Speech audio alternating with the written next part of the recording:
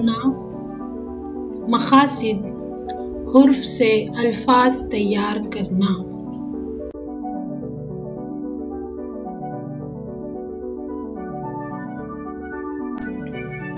हुर्फी ग्रोह number 1 a, the, र, म, ल, आ।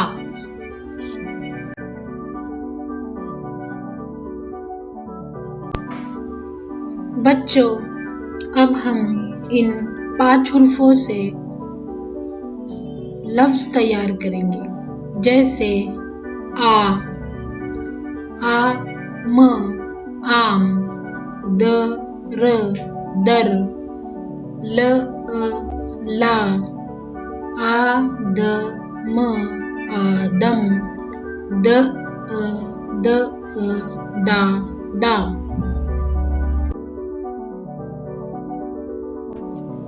अभी जो हम अल्फाज सीखे, अब हम उन अल्फाजों से जुमले बनाएंगे, जैसे नंबर 1 दारा आ, नंबर 2 आदम आ, नंबर 3 आदम आम ला।